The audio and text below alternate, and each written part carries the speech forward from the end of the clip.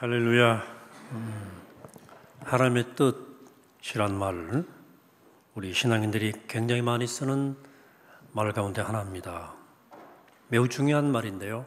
그만큼 오해와 혼선이 많이 일어나는 말이기도 합니다. 어떤 중요한 선택의 기로에서 사람들은 하나님의 뜻이라고 확신하고 선택했다가 나중에 일이 잘 안 풀리면 하나님의 뜻이 아니었다는 듯이 슬그머니 꼬리를 내립니다. 하나님의 뜻을 이렇게 말했다가 또 저렇게 말했다가 그럽니다. 또 자신의 소명이 무엇인지 고민하는 사람들 가운데 하나님의 뜻이라는 것이 뭔가 특별한 직업이나 거룩한 사역과 관련되어 있다고 생각합니다. 이런 생각은 마치 다른 직업이나 평범한 삶은 하나님의 뜻과 무관한 것처럼 여기게 만드는 함정이 있죠. 또 어떤 사람들은 고난이나 불행, 커다란 재해가 일어났는데 그것을 함부로 하나님의 뜻이라고, 재앙이 임한 것이라고 단정적으로 말을 해서 무리를 일으키기도 합니다. 이런 방식 그리스도인들의 태도가 많은 사람들을 신앙에서 혹은 교회에서 떠나게 만듭니다. 어떻게 저렇게 말할 수 있지? 그런 생각이 들거든요.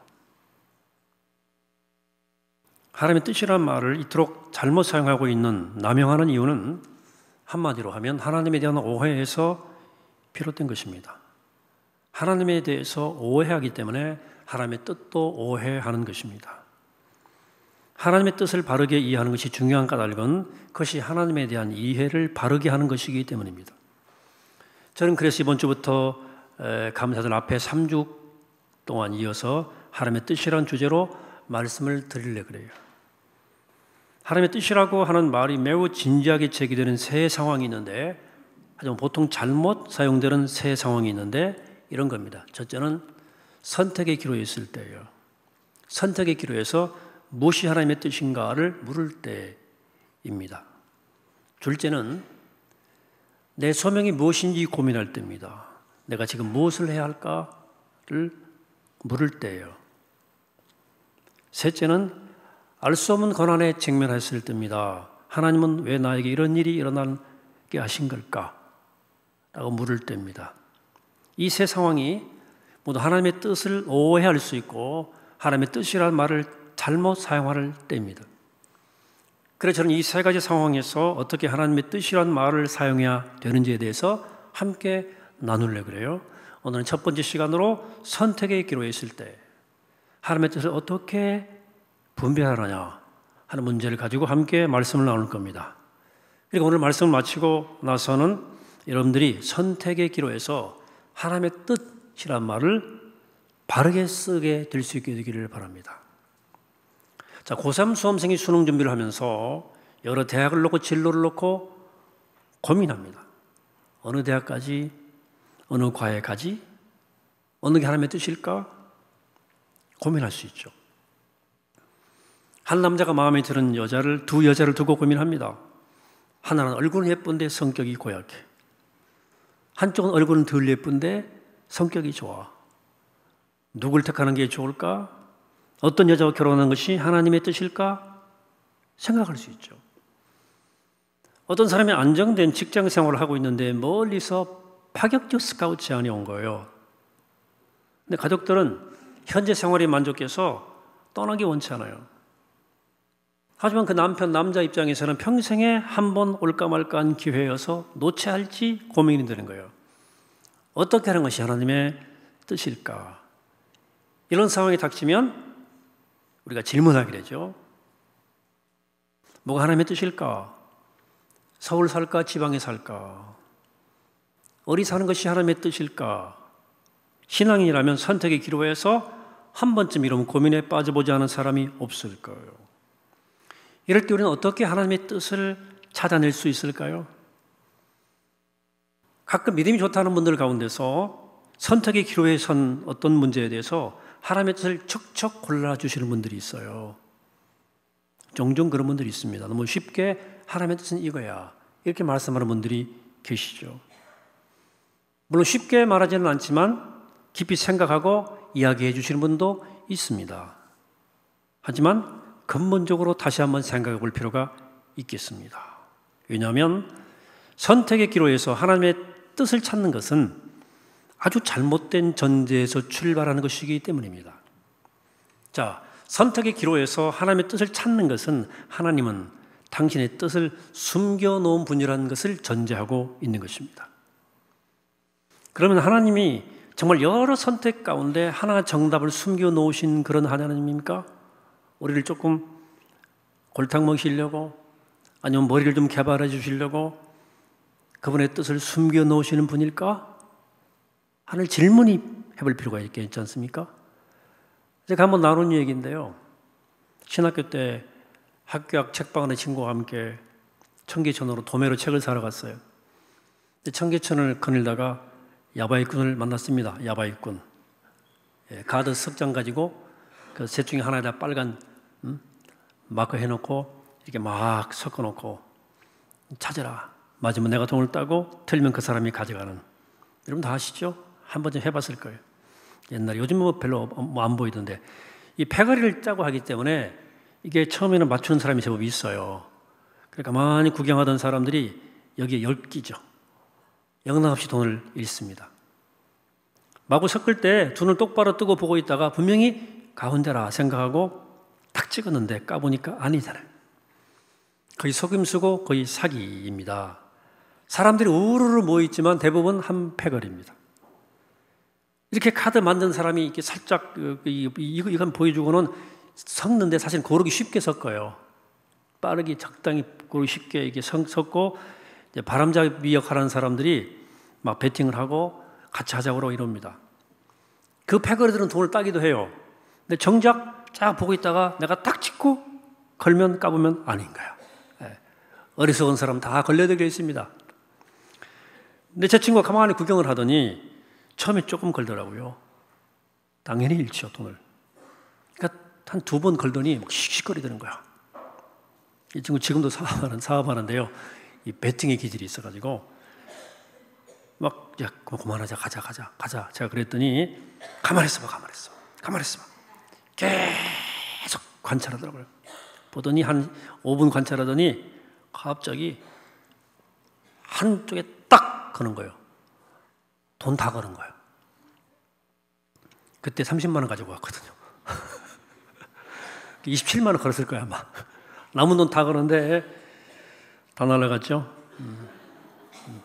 40년 전 일이니까 잊을 수가 없죠. 돈을 너무 많이 잃어가지고. 야바이꾼은 상대방이 가진 돈을 빼앗으려고 진짜 패를 선택하지 못하고 귀신같이 숨겨요. 선택하는 사람을 골탕 먹이는 사기꾼. 저 이야기를 왜 하냐면 선택의 기로에 서 있을 때 우린 부지불식간에 하나님을 그런 분으로 생각하는 경향이 있어요. 숨기는 분. 카드 하나를 숨기는. 마치 하나님이 여러 선택 가운데 하나를 숨겨놓고 내 뜻 한번 맞춰볼래? 하시는 분이라고 생각하는 거예요. 선택의 기로에 서면 이런 생각을 합니다. 이런 생각은 당연히 잘못된 생각이죠. 하나님 우리에게 뭔가를 숨기실 필요가 있을까요?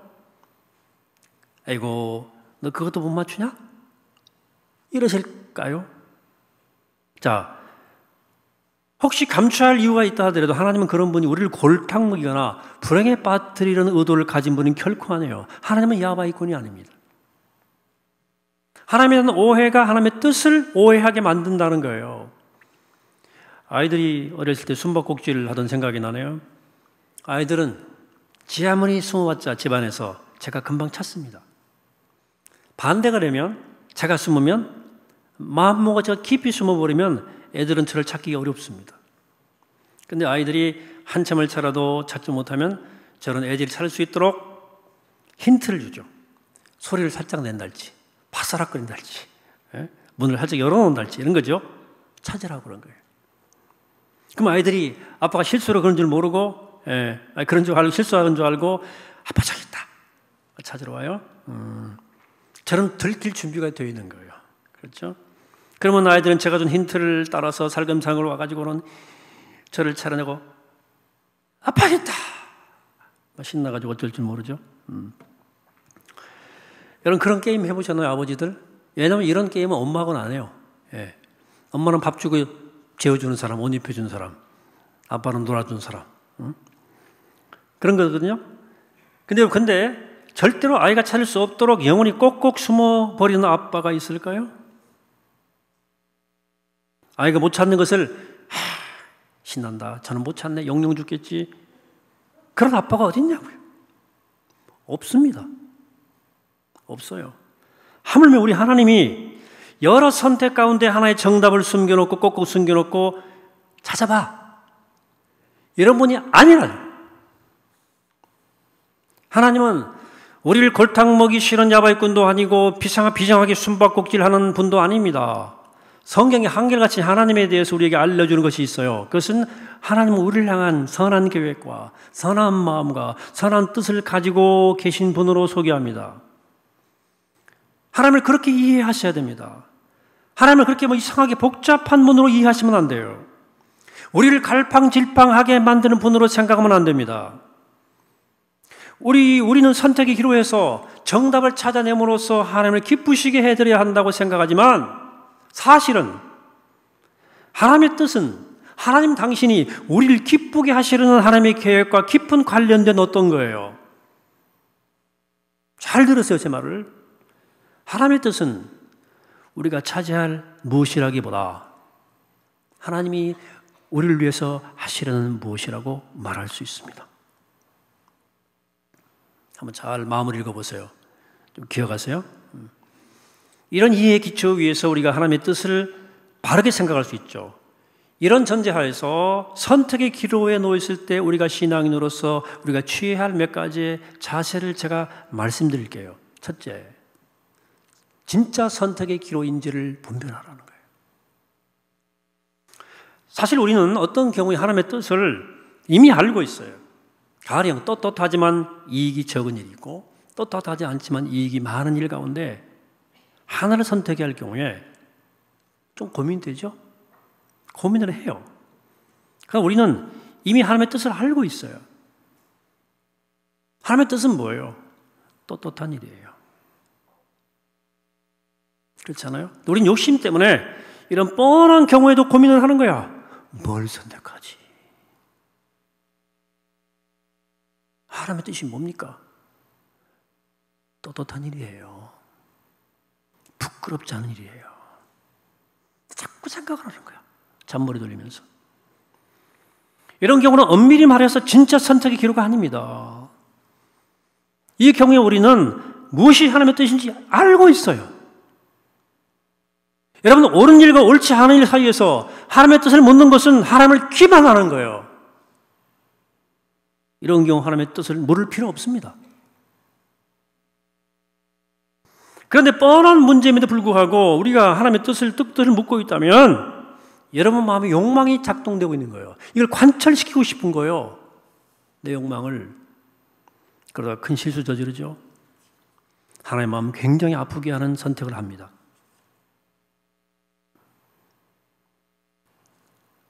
그러니까 때로 자신의 이익이나 욕망 때문에 결단이 쉽지 않거든 이것이 떳떳하지만 조금 손해를 보고 이것은 떳떳하지 않지만 내게 이익이 되는 일이 있을 때 하나님 무엇이 하나님의 뜻입니까? 라고 묻지 말고 하나님 제가 올바른 선택하게 도와주세요 라고 기도해야 돼요. 이럴 땐 하나님의 뜻을 묻는 게 맞지 않습니다. 그러면 선택할 때 이게 진짜 선택할 문제인지 선택의 기로에 섰는지를 잘 생각하라. 두 번째, 중립적 선택의 기로에서는 자유하라는 거예요. 이것을 선택하든 저걸 선택하든 누구에게도 해가 되지 않고 나쁜 일이 아닌 중립적 선택의 기로가 있습니다. 이걸 선택하든 저걸 선택하든 다 괜찮아요. 그런 문제가 있어요. 그럴 때는 하나님의 둘 중에 하나의 정답을 숨겨 놓았다고 생각하지 말고 자유할 필요가 있다. 그럴 때는 하나님이 내게 선물로 주신 나의 기질과 재능과 성격과 특성을 따라서 평안하게 선택하면 하나님도 우리의 선택을 존중해 주셔요. 왜냐하면 그 선택의 기준도 하나님이 주신 것이기 때문에 우리의 욕망이나 욕심이 아니라면 말입니다. 우리가 선택의 기로에서 좀 더 자유할 필요가 있어요. 잘못 선택하면 하나님이 벌 주실지도 몰라 하는 두려움에서 벗어날 필요가 있습니다. 그런데도 만일 여전히 뭘 선택해야 할지 고민이 되거나 좀 더 진지하게 선택하기를 원한다면 다음과 같은 기준을 따르는 게 좋습니다. 내가 덜 드러나는 쪽, 좁은 문이라고 생각되어지는 쪽, 내가 낮아지고 겸손해지는 쪽을 선택하세요. 하나님이 기뻐하시는 선택입니다. 그리고 보다 많은 사람들에게 유익이 되는 사랑을 줄 수 있는 쪽, 세상이 좀 더 나은 방향으로 가는 데 도움이 되는 쪽으로 선택하세요. 그러면 그 선택은 하나님이 기뻐하시는 아주 귀한 선택이 될 겁니다. 세 번째, 어떤 선택이냐가 아니라 어떤 자세로 살 것이냐를 고민하세요. 자, 우리가 가진 가장 거대한 착각 가운데 하나는 우리의 선택이 결과를 보장해 줄 것이라는 생각이에요. 내가 이 선택만 잘하면 결과는 결정돼 있어. 난 마음의 습관이 있어요. 그런데 선택이 정말 결과를 좌우합니까? 내가 심사숙고해서 좋은 대학을 선택하면 그 다음부터 네스 오케이입니까? 좋은 성적 나오고 좋은 미래가 척척 열립니까? 내가 기도하고 신중하게 배우자 감을 선택하면 그 다음부터 행복한 가정이 저절로 꾸려지나요? 서울이나 경기도 어느 쪽이 집이 좋으냐 선택해서 잘 선택해 이사하면 그때부터 행복 시작입니까? No! 결코 아니죠. 여러분, 선택이 결과를 결정하는 것이 아니라 선택하고 난 후에 어떤 자세로 사느냐가 결과를 결정합니다. 그러니까 좋은 선택을 해놓고 불성실한 자세로 살아가는 것과 덜 좋은 선택이었지만 성실한 자세로 살아가는 것 중에 어떤 것이 더 좋은 결과를 가져오냐면 잘 생각해 보세요. 어떤 것이 더 하나님의 뜻에 합당한지 한번 생각해 보라 그 말이에요. 여러분, 그러므로 선택보다 중요한 건 뭘 선택했든 성실하고 정직하게 하나님이 기뻐하실 만한 삶의 태도를 가지고 살아가는 것입니다. 이게 하나님의 뜻이에요.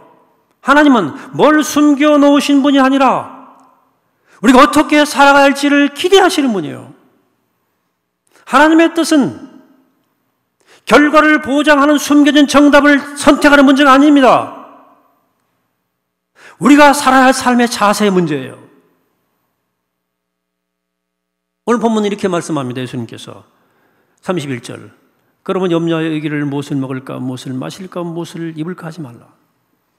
이건 다 이방인들이 구하는 것이야. 너희 하늘 아버지께서 이 모든 것이 너에게 있어야 할 줄을 아시느냐. 그런즉 너희는 먼저 그의 나라와 그 의를 구하라. 그리하면 이 모든 것을 너희에게 더하시리라. 자, 가만 생각해 보면 대부분 선택의 기로에서 고민한다는 것은 뭐냐면 좀 더 좋은 선택을 해서 무엇을 먹을까, 무엇을 마실까, 무엇을 입을까를 고민하는 이름을 알 수 있죠. 인정하셔야 됩니다, 여러분. 그거. 근데 예수님은 그런 것에 붙들려서 그렇게 걱정하지 살지 말라는 거예요. 그 대신에 다만 하나님의 나라와 그의 의를 구하는 태도로 살라고 말씀하십니다. 하나님의 나라가 뭐예요? 하나님의 나라, 쉽게 말하면 하나님의 나라는 하나님이 다스리는, 하나님이 통치하는 나라입니다.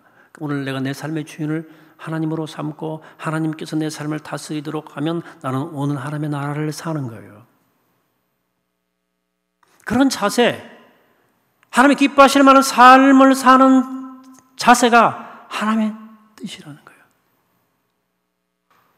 더 먹고 더 입고 더 마실 것을 걱정하는 것이 아니라 하나님이 기뻐하시는 삶을 살라는 거예요. 하나님의 의는 하나님이 기뻐하시는 상태를 뜻합니다.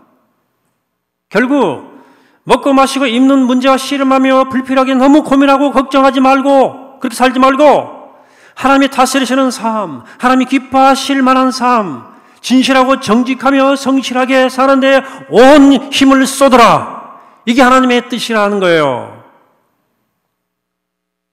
사랑하는 여러분, 혹시 여러분 선택의 기로에 서 계십니까? 우리가 살아가는 동안 어떻게 해야지? 하는 상황에 때로 직면합니다. 이렇게 할까 저렇게 할까 할 때가 오죠. 아무리 매력적이어도 하나님이 기뻐하지 않을 만한 옵션이라면 선택의 옵션에서 아예 빼버리세요. 제거해 버리세요. 이도 저도 둘 다 괜찮은데 어떤 선택을 해야 할지 모르겠으면 저한테 묻지 말고 여러분 자유롭게 선택하세요. 어떤 선택을 하냐보다 중요한 것은 내가 그 선택을 하고 어떤 자세로 살았냐가 더 중요합니다. 다만 더 겸손한 쪽, 더 사랑할 수 있는 쪽, 더 세상을 아름답게 바꾸어 갈 수 있는 쪽을 선택하세요. 힘들어도. 하나님의 뜻은 궁극적으로 어떤 선택을 할 것인가의 문제가 아니라 어떤 자세로 살 것이냐의 문제라는 사실을 꼭 기억하세요. 무엇을 먹느냐, 무엇을 마시냐의 문제가 아니라 하나님이 기뻐하시는 삶을 살 것이냐 말 것이냐의 문제라는 사실을 꼭 기억하시기 바랍니다. 여러분, 저는 이제 한국기독교장로회 제104회 총회장이 됐습니다. 사실은 제가 총회장을 해야 되느냐 말아야 되느냐 고민하는 것은 아니지만 제가 크게 고민은 안 했습니다. 교회는 매우 조성스럽지만 여러분들의 요청과 교단의 상황을 들여다보고 단순하게 결심했습니다. 저희 고민은, 진짜 고민은 내가 하나님 앞에 바른 자세로 그의 나라와 그의 의를 구하는 심정으로 이 일을 감당할 수 있겠냐 하는 거예요. 총회장 한 번 하는 게 중요한 게 아니고 어떻게 하나님이 기뻐하시는 총회장이 될 것인가. 한국의 위기 시대에 이 총회장은 제도권의 핵심이 있는 사람이, 전력하면 그들이 어떻게 복음의 본질을 훼손하지 않고 예수 그리스도의 복음을 살 수 있을 것인가? 이게 문제죠. 이게 문제예요. 여러분, 내가 성북교 교인 되고 되는 것이, 장로가 되고 권사가 되고 집사가 되는 것이 하나님의 뜻일까? 이게 중요한 것이 아니고 내가 이 자리에서 하나님의 뜻에 합당한 삶을 살 것인가가 중요합니다. 뭘 하느냐가 중요한 게 아니에요. 어떻게 하는가 중요해요. 선택의 문제가 아니라 태도의 문제입니다. 여러분, 그러므로 사랑하는 여러분, 선택의 기로에서 이게 진짜 선택의 기로인지를 잘 분별하세요. 길이 아니면 가지 말고 길이면 가세요. 이것도 저것도 좋은 일이면 자유하세요. 여러분 생긴 대로 각자의 개성에 따라서 선택하세요. 그리고 선택보다 중요한 것은 태도임을 절대 잊지 말고 하나님의 뜻을 따라 바르게 살아가시기를 바랍니다. 그래야 선택의 기로에서 선명하게 하나님의 뜻을 밝혀가는 우리 모두가 되기를 이 아침에 주의 이름으로 간절히 축원합니다. 마치겠습니다. 거룩하시고 자비로우신 아버지 하나님, 선택의 기로에서 잘 분별하게 하시고 길이 아니면 가지 말고 길이면 가게 하옵소서. 이 일도 저 일도 다 좋은 것이면 자유롭게 나의 생각을 따라 판단에 따라 선택하게 하시고, 그러나 선택보다 중요한 것은 태도이니까 늘 무엇을 먹을까 마실까 입을까가 아니라 하나님의 나라와 그 의를 구하는 마음으로 그런 태도로 이 땅을 살아서 우리의 삶이 주의 뜻을 잘 드러내는 복된 삶이 되게 하여 주옵소서. 감사드리옵고 예수님의 이름으로 기도하옵나이다. 아멘.